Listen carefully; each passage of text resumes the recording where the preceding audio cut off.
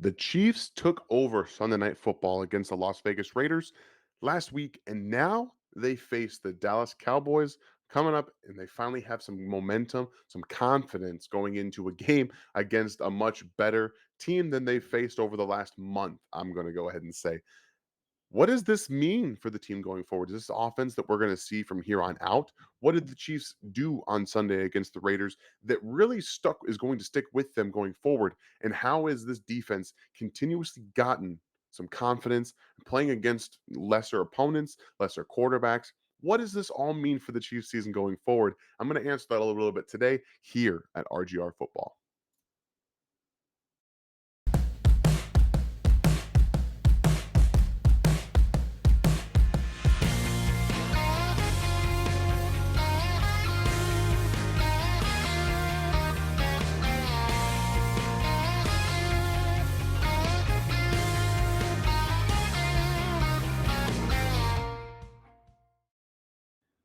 Once again, welcome back to the RGR Football channel. My name is Daniel Harms, film analyst here at the RGR Football channel, as well as on YouTube at In Harm's Way 19. You guys can find everything I do there. Obviously, most of you that are watching this know I come here every Mondays with with Ryan for the Q&A. I do videos on Tuesdays, Wednesdays. Unfortunately, we're not going to be able to do the live stream film review very from all that much longer.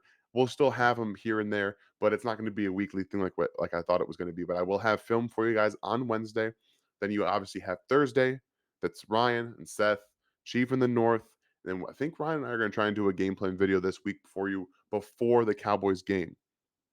I think I'm looking forward to this a lot. But today is all about what the Chiefs did offensively and really what they've done defensively over the last month that can get them into a comfort zone and finally breed some confidence into this team. I do apologize if I cough. I'm still had that lingering thing. You guys heard it last night on the live stream Q&A. But when I watched this Chiefs game against the Raiders, I've seen a little bit here and there, but one thing that stuck out to me is that even in the games that they struggled, when they were able to string a drive together, it typically ended in a touchdown. They had, I think it was at least 3 drives against the Raiders, if not more, that were 10 plus plays. The ability to take what the defense gives you in moments like that is exactly the kind of confidence building thing and a systemic offensive builder, okay? Not just for Mahomes, but for everybody that can stay with you a long time. Because even though I think the Cowboys are going to take what most defenses have done, they're going to play more cover two, cover four, cover six, give Mahomes a different look, definitely more of a single high safety look. And then they're going to go into two deep at least, and then switch it from there. The confidence that you have now, having that 400 plus yard game, having that 5 touchdowns against the Raiders, it breeds through everybody. I think Clyde will play in this game. I do believe that he's ready to go. We'll obviously find out more on as the week goes along. And honestly, I know that Daryl Williams has earned more touches, regardless of Clyde's status or not. Clyde is a better runner between the tackles. He's got better vision.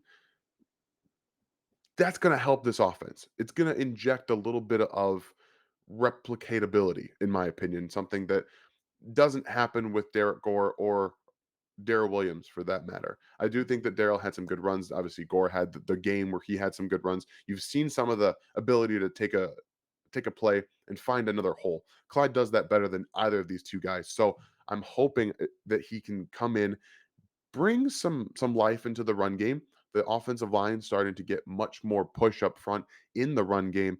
And I'm hoping that the Chiefs understand they got to stop getting these running backs to the edge. They can't run the outside zone very much. I know what they're trying to do. They're trying to build off of these inside runs and these gap and these power runs to get more flow inside from the linebackers and then be able to get them to the outside to the edge.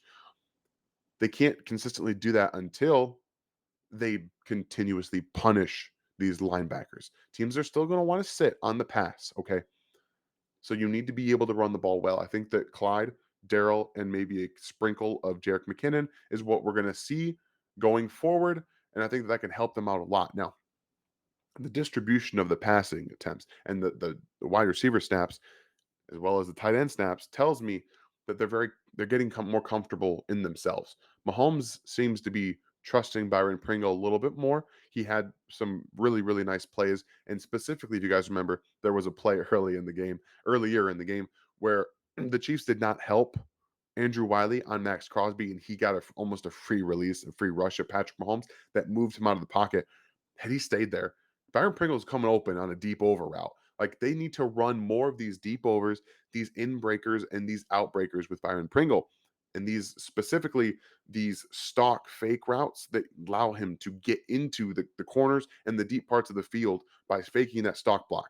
Okay. The play action game is coming together. We talked about it earlier in the season. If they can run the ball well enough to force linebackers to be a slight hair more hesitant on these play action fakes, that's going to bring the stock block fake to the corner, and all these you can do so many different things off of it.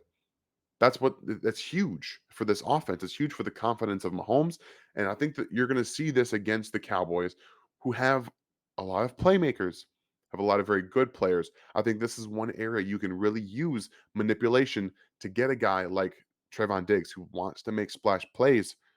You can get him in bad positions.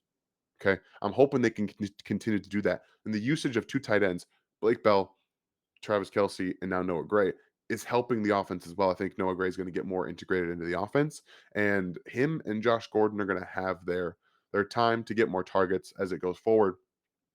But playing two tight ends, a little bit more fullback, brings an era of we're going to run the ball a little bit more to a defense that can also help you in the passing game. So I think the Chiefs are doing a good job of finding themselves.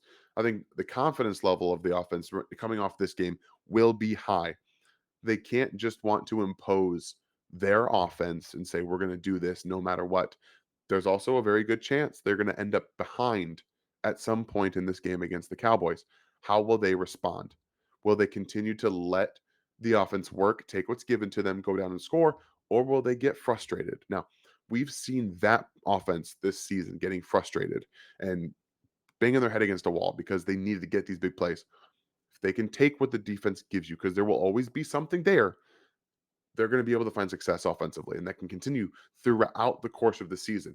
Now, on the flip side, defensive specifically, we've talked a lot about the quality of opponent that they've played defensively. It's not been great, okay? It hasn't been. That's fine.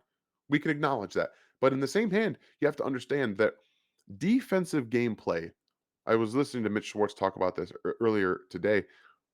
It's much more emotional than offensive gameplay. At times, all these rules about trying to get out some of the emotional plays and the emotional things that you do, the taunting and the gloating and things like that, that's inherent in this game, in my opinion. And taking it away is not good for the game. Now, this defense right now is playing with a lot of swagger, playing with a lot of confidence, and they're playing like they should be because players are where they should be outside of one guy. Nick Bolton needs to play more Mike. He needs to be the Mike in base sets, specifically this week. Don't get me started. But hopefully Spags listens a little bit and gets him in his best position to succeed because Anthony Hitchens can't do it. He can't trigger on these plays. And when he does, he's going to get beat behind on coverage. But it's neither here nor there. They need to be able to play much better run defense with Nick Bolton at linebacker. But the defensive line has been where their success has come from. They've been able to stop the run better with the front four. They're getting more pressure against quarterbacks with the front four. Melvin Ingram's injection into this defense has been huge. If we just look at the defense from last year with Chris Jones playing defensive tackle, you had, obviously Frank Clark at defensive end. Maybe they mixed in Juan Thornhill more down the stretch. But right now, the best players are playing at their best positions. Juan Thornhill's being the starting free safety.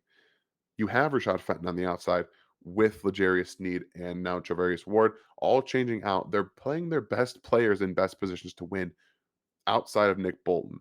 Finally, Chris Jones has gotten back to defensive tackle. Now, this is it's a huge importance for this defense because it was so bad early in the season. But now they've started to figure out themselves, their identity. they can get after the quarterback a little bit more. They're not getting sacks, but they're hurrying quarterbacks at a much better rate than they were. The coverage in the back end is much better.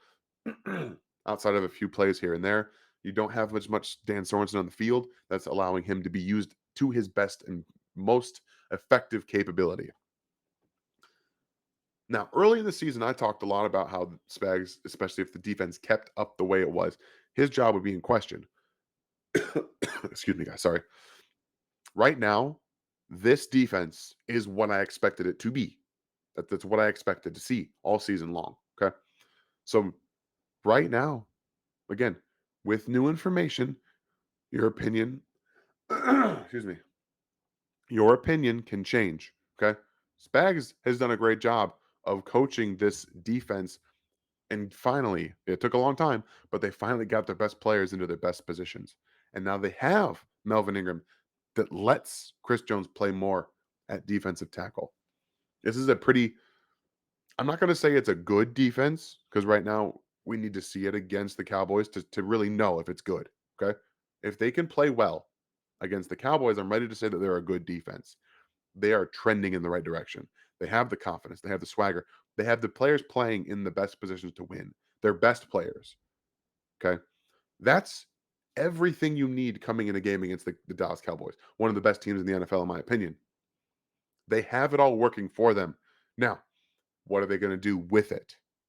That front four is going to be very important to their success on Sunday against the Cowboys. If they can generate pressure on Dak without having to blitz all the time, they're going to be in good position. They're doing their job up front. Jerron Reed, Derek Nadi have been so much better against the run. They're finding more ways to succeed.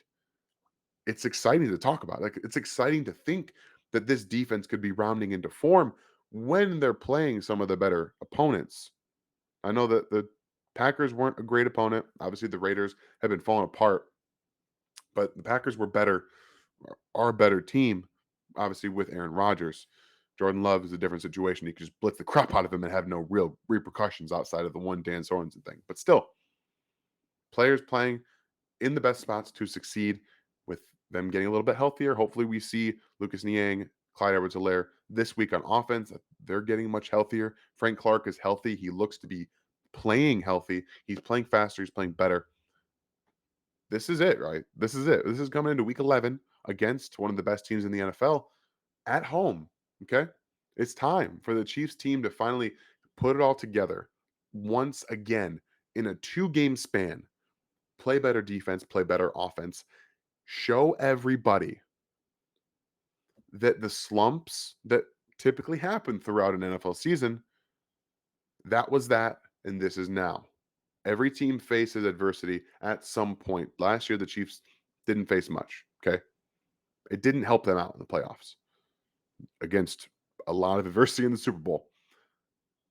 If the Chiefs on Sunday come out with that same mentality, with that same drive, with that same effort, that competitive spirit that they had to fight to get, this is going to be it. Like I said, I tweeted it last week. The real Chiefs season started after that game against the Raiders. This is it now. It's all in front of them. Go take it. Okay. This is it. This is one of the best teams. It's going to be one of the best games. They have to come out with that same level of energy, commitment to playing their game while taking what the defense gives you and getting after the quarterback, stopping the run because they want Zeke to have the ball. Okay. I'm excited for this game. Like, this is going into a little bit more of my film review next on Wednesday. We're going to talk about the offense, a little bit of the offensive line, how they can use the run game and use this offensive line to make themselves be successful. And I can't wait to show you guys. I'm hoping you guys have a spectacular rest of your Tuesday night and join me tomorrow for my film review. Unfortunately, it won't be live, but I'm hoping you guys enjoy it. You'll actually be able to see the drawings this time. And again, make sure you're tuning in Thursday and the rest of the week. Friday, we'll have, hopefully, we'll see about what Ryan's schedule is. We'll do some of the game plan stuff. We're going to have Stevie and Gooch with their video coming out again. We got lots of content for you guys here at RGR Football. I hope you tune in the rest of the week. Keep with us. We appreciate you so much for getting us over 20,000 subscribers. That's so great. I'm so excited for what this channel has done, what it's going to do, and what we're building here. And it's all thanks to you guys. So again, thank you very much. Thanks for watching this video from the team at RGR Football. Click these videos to see more and subscribe to RGR Football.